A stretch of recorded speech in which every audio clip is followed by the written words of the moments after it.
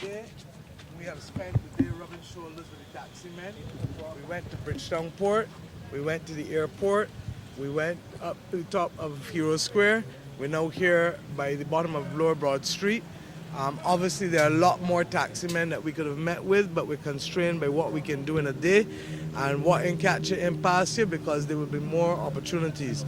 But I felt that it was important for us to get different perspectives. I've asked Dwight Sutherland, who is our shadow on transport. I've asked Cynthia Forde, as you know, who's our shadow on small business. And let Santia come through there for me, who is our shadow on tourism and international transport, because you can't talk about taxis equally without talking not just about the transport issues, but the tourism issues with cruise and the airport as well. So this is the team, and then we have a number of people. The president of Grantley Select Tours, which is one of the main entities at the airport doing tours. He and Mr. Watson have come from the airport to join us. There are people from the seaport who are here as well. There are people who would have also generally be from Bridgetown. So the rest is up to you. Thank you. Pleasant day to you. My name is Dwight Sutherland. I'm the Shadow Minister of Transport and Works. Today we spent most of our day interacting with the taxi men from the seaport to the airport, and here we have ended off in Bridgetown. And what is evident in all three areas is that taxi men revenue and business has declined tremendously. And if we start with our seaport, we will recognize guys have moved from getting 3 and 4 jobs a day to 1 job per day. Some are not getting any jobs per day, and this is very challenging. In addition, what we find that these taxi men, primarily the airport men, have to pay a cess, which is 15 cents per litre on diesel and gasoline. And if your income is down by 54%, your revenues clearly has declined, but yet your expenses, based on what is happening within the Barbados economy, is increasing. So we find that some taxi men, they're finding it difficult to earn a daily living, a decent living, I should say.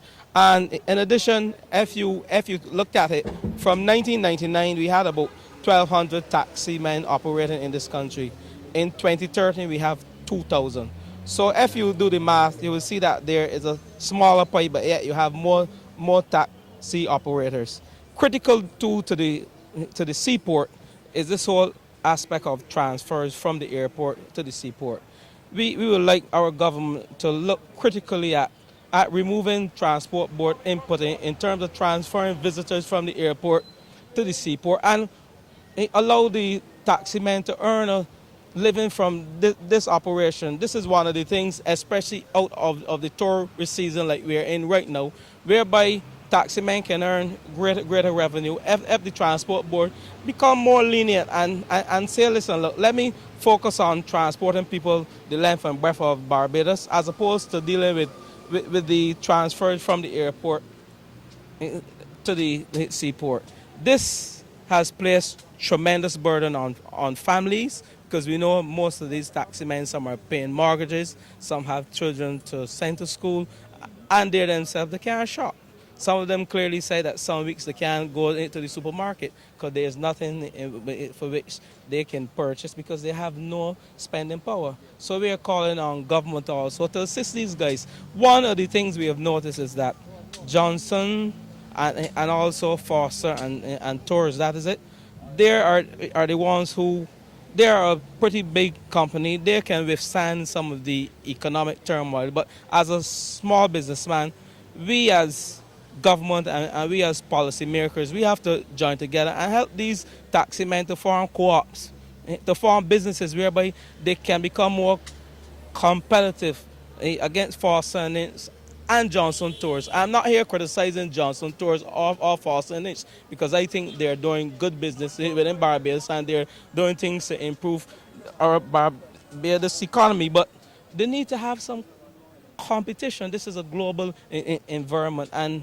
if we have the small businessmen, cannot compete with Johnson and Tours and also Foster and Inch, then what it makes for business in this country. So we as policymakers and shadow ministers and government ministers, we owe the duty to the taxi men to assist them with the marketing of their product, assisting them with forming co-ops so that they too can become a real competing force in a shrinking taxi business.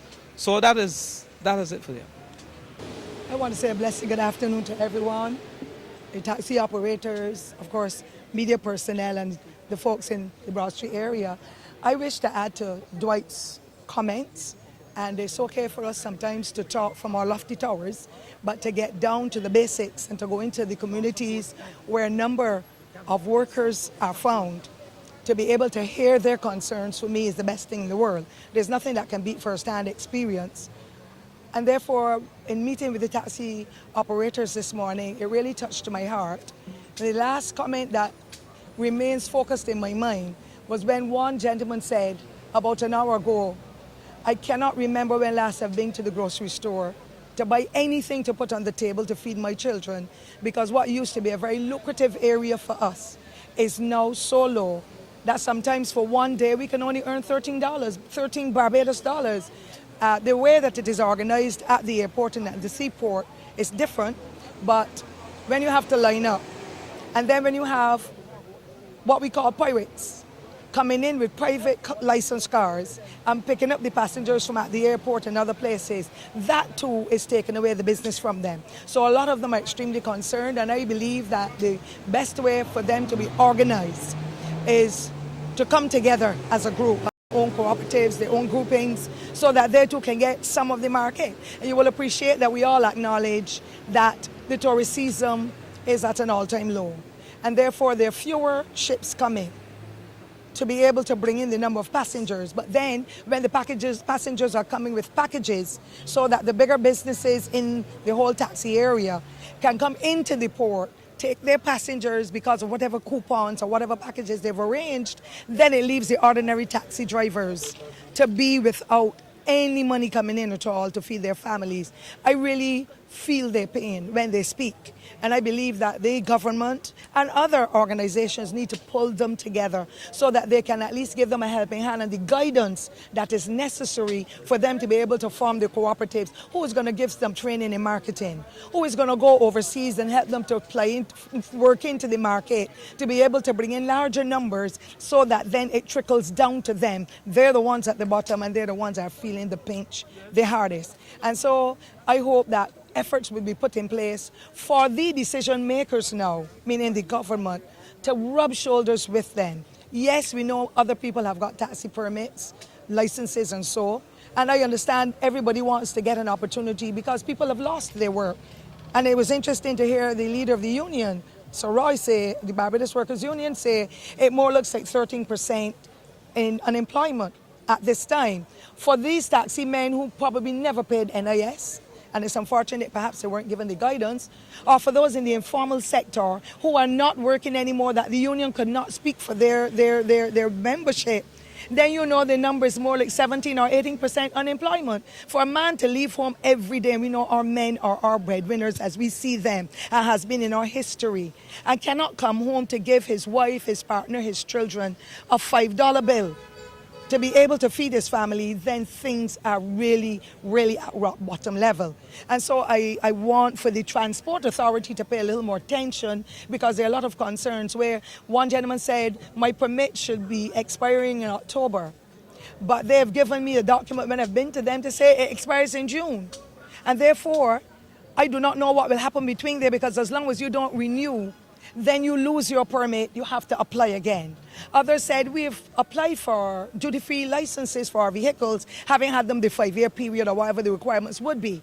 But now we are expected to hold on to the vehicles until the duty-free cars come in. Now anybody with common sense would know you want to sell that car you have before, so it can help you to pay for the new one that's coming in, that your licenses and your road tax, insurance and all that can be done. But it is now the other way around, and they're feeling it in their bellies. When our men are not working, our society is going to suffer. And therefore, we expect our men to be breadwinners. We need to give them an opportunity. So I'm calling on government officials, especially those in the tourism and the small business sector, responsibility for those areas, to give these gentlemen and these ladies a listening ear because we saw quite a few ladies at the port. But one guy said, and this is final, to come here, Miss Forde, and line up for a whole day. And like my neighbor here who said, I do not spend nights at home with my wife and family. I can only go on a Friday evening because I have to sleep here at the airport overnight to be able to get an extra job or my second job for the whole day. That is as bad as it is. And it's not that we're going out there inciting anybody to say anything or do anything. These are big men and women. They have causes and concerns, but they know not who to channel it through. And if we in the Labour Party, as people who have always been on the ground, and anybody can judge me for my being on the ground, and we are listening to their concerns and ventilating it in the public's domain, then I think that that is the first step for persons to know these men and women are meeting it hard. Something good has to happen to keep them above board, to take out some of the high blood pressure that some of them said they're suffering now.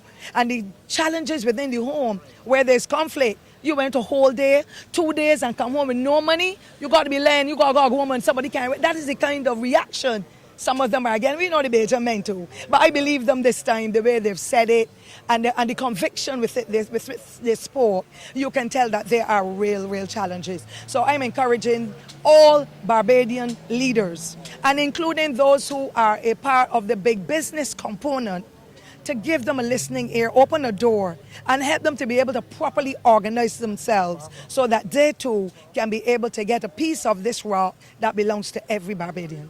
And in general senses, those are the comments I wish to make. If I may make one more point. What we find, government promised the taxi men, this is 3 years, a price increase in their fares, an increase in their fares, and they have not received it. Since then, we would have seen increases in airline fares, we would have seen increases in bus fares, but we are not seeing the increases in the taxi fares. And if you analyze it, you will see that an increase in the taxi fares will not impact our treasury. Businesses will benefit from the increase in taxi fares. People will be able to do more businesses at shops. People will be able to do more business generally. At the airport, they will spend more. And I think that will improve our economy. In addition, the other thing that we must look at, and is very critical, is the government's energy pricing policy. And when you have to pay a cess of $54 per month as a taxi operator, I think this is impacting these guys, crippling them. And if you remove that cess, you will see that these taxi men will be able to earn a decent living. And we are calling on government today to review their energy pricing policy because it is impacting and it is hurting these taxi operators in this country, and also impacting not just our taxi operators but the poor people in this country with the light bills and the water bills. And that is our call this afternoon for the government of this country to remove the cess, the 15 cents per litre on diesel and gasoline, which is increasing weekly. Thank you.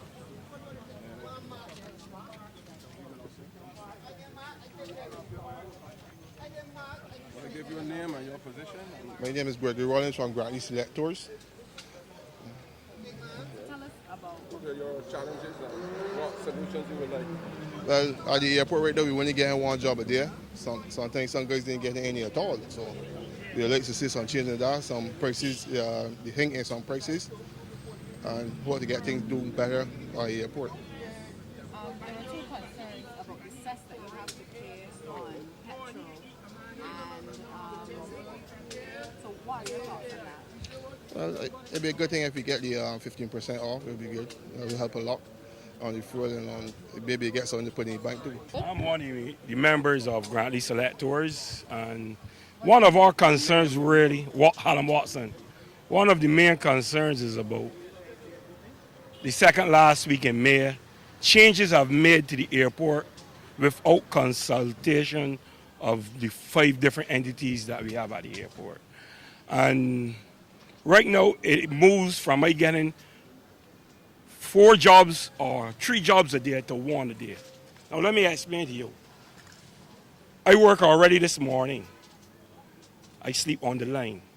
When the work finished, the last man, I sleep on the line to get a job. Now I can't get another job before 6:51 tonight, which is about 10 o'clock. the management of the airport take it upon themselves to change the calls at the airport. Given us, we used to have 2 calls, but now we get 1. And the other call that would have come to us goes to another board. So that is really, really affecting us right now. What would it call to have your form a cooperative taxi owners? What do you think? I see no problem in it. Anything for changes, I'm for. Which better the lives for other taximen and my family, I go as far. But you need to talk about the issues. How are things for you now as compared to last month, last year? How much money you carry home? Don't make the people feel that.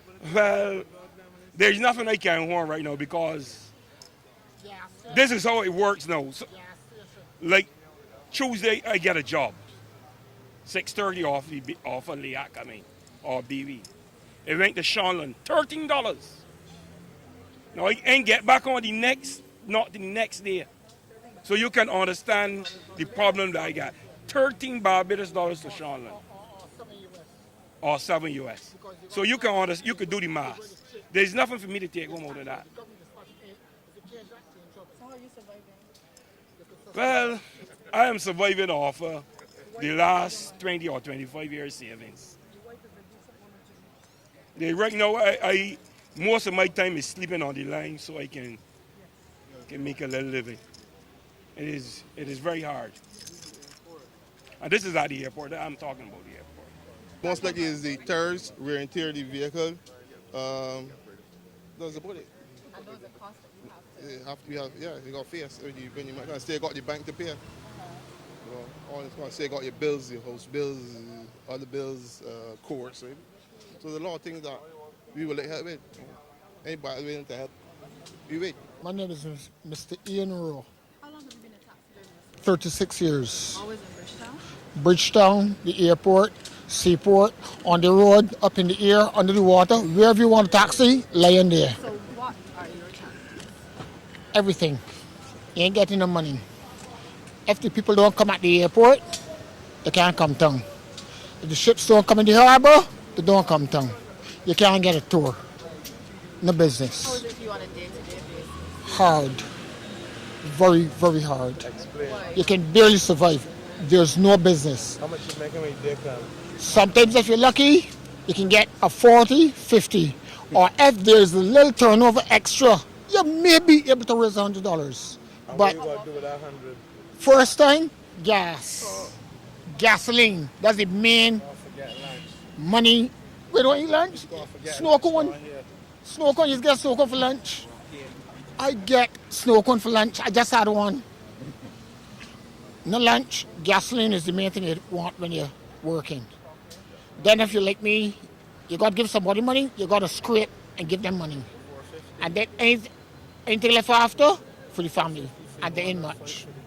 If I get back my vehicle, it's going to be still hard because you got to make the bank payments. You got to meet insurance. You got to meet road tax. You got to meet maintenance because you can't get a vehicle and we're working in and every how. It got to be up to a certain standard. But yet, the taxi fares are not up to standard right now as it is. Taxi fares too low. They need to be raised. They need to increase since 2008 and this 2013. Everything in the island. The only thing coming down today is the sun and the rain. Everything else going up. Hi, my name is John Nelson. Are you, I'm a taxi driver. how long? 22 years.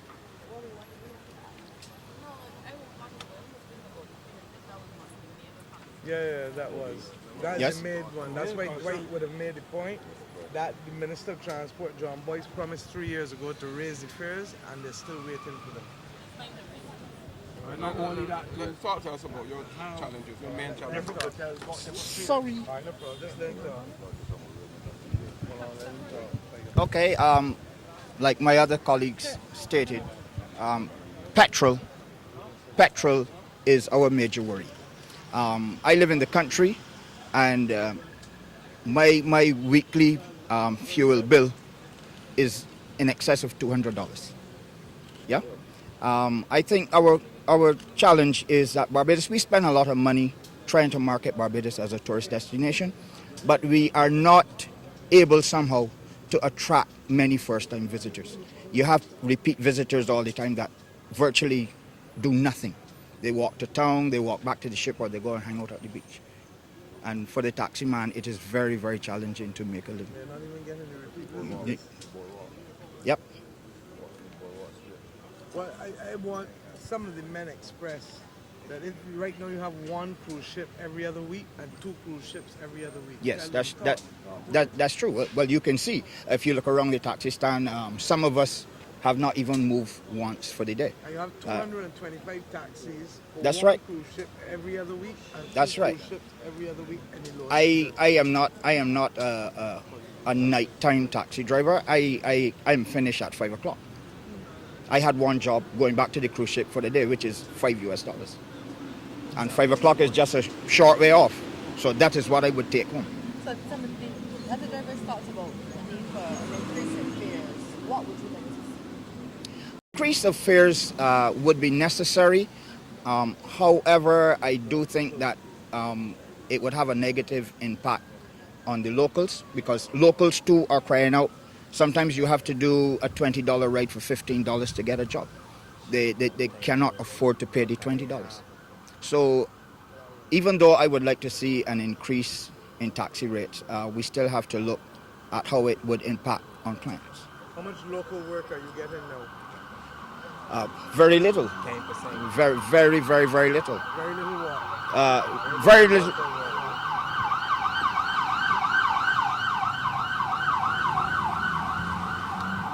Say what it is so they get the full state. Very little business is being generated from locals because of they're just not able to pay the current rates right now. Some people would go to the hospital. The $10 rate is the standard rate for the shortest trip, you know, and some people prefer to walk to the hospital other than pay that $10 fare. So it is. That's right. If you want the job, then you cut your nose to spoil your features, as the old people would say. All right. This is perhaps the third occasion on which we've been visiting various persons who are impacted within the tourism sector. Today, obviously, it would have been the taxi operators, and we've visited the Bridgetown port. We've been up to the airport. We've also been into Bridgetown. The concerns from all across Barbados are the same. The high costs are affecting the taxi operators in the same way that it's affecting all Barbadians, whether at the higher end of society or the lower end of society. I think it is something that the current administration needs to really take very seriously. You know, as politicians, we keep saying that there are problems facing this country, but when we come out on the ground and we hear from the people what they're experiencing, it actually brings to life the hardship that is being faced in this country. And I think what came out this morning from the tour was also that a lot of these taxi drivers also need to be better organized as well. I think that in 2013, we have to certainly encourage as policymakers that they come together in, whether it's as cooperatives, whether it's as forming a company. We have to basically explain to them that as well that there needs to be a different way of doing business in this country.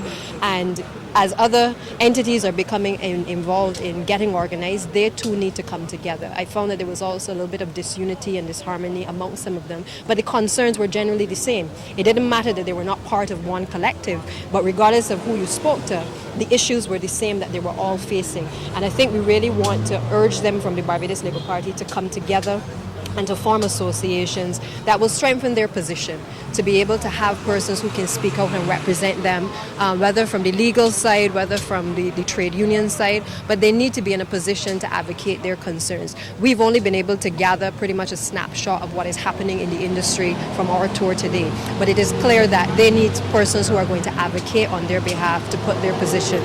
The other interesting point that came up as well was that a number of the persons who operate these taxis seem to be over 50. There are a few young people in between. There's a few people under 50. But I mean, we were recently debating the white policy on aging in Parliament this week. And it worries me when I hear a number of these men in our society complaining that they don't have money to take home to their families. They don't know where their next income is coming from, or that from week to week they are not sure, how they're going to put food on the table for their families. And obviously these are men that would have been contributing to the society over the years, who would have been accustomed to Barbados having a tourism industry that you were seeing a high arrivals in tourism, and therefore the work was trickling down to them. Now they're in their late stages of life and they're finding it very difficult to cope. As Ms. Forde would have said earlier, obviously in some cases some of them may not have been paying the national insurance, and therefore in their latter years there's a certain protection that I would like to think that could be afforded to them. And if it means that we have to critically examine the structures and the way in which the taxi operators are earning their monies, if it is a case of revisiting the tariff, if it is a case of bringing down the energy costs so that these older gentlemen are able to sustain themselves in their old age as they become impacted by, no doubt, a number of the diseases, the chronic illnesses that plague a number of men in our society. I think we need to seriously, if we are serious about talking about aging and dealing with the aging population, we need to be discussing this at a very serious level. The other thing that concerns me is that if you don't have tourists coming to this country, both for cruise and also through the airport, it has a negative impact on a number of sectors across this country. I mean, we're touching on the taxi operators, but at the end of the day, they are complaining that they're not seeing enough tourists. We have to be mindful that tourists are doing things differently as well in today's society. A number of them are going online and taking control of their own their own holidays. A number of them are choosing to rent vehicles rather than use the taxi operators. And as any administration, we need to be able to understand the transition that is taking place globally and be able to protect these very vulnerable individuals in our society from these changes. I was remarking to Ms. Forde as we were coming down the road earlier, I remember when changes were being made with the red cap operators, and there was a loud outcry in this country because it seemed as though their work was being taken away from them. And I think we find ourselves in a situation where, in an effort to advance as a society, we also have to grapple with protecting the most vulnerable in our society as well. We can't always do things the way the international community is doing it, as much as maybe we want to go in that direction, but we have to be innovative as governments and as policymakers as well to find ways to protect the people who can least protect themselves in our society. So I think the call really is to the ministers, the respective ministers really, to listen to what the people are saying. This is not about the Barbados Labour Party sending a message about what is happening. This is simply about the people expressing how the policies of this current administration are affecting day-to-day business in this country and affecting the lives of a cross-section of people in this country. If we get tourism wrong, we get everything else in this country wrong. And it is critical that people understand that and that the message goes out there. We're not focusing on tourism just simply because we want to just get the tourists here, but because as a Labour Party we understand that once we get the tourists here, that everybody can eat a food in this country from the revenue that is generated from tourism. So the call is for action, for a plan that is executed quickly because of the cries that are being heard from the people on the ground, from the ways in which we are being affected by the policies of this administration, and a call really for the government to listen in the same way that the Barbados Labour Party is listening and to act.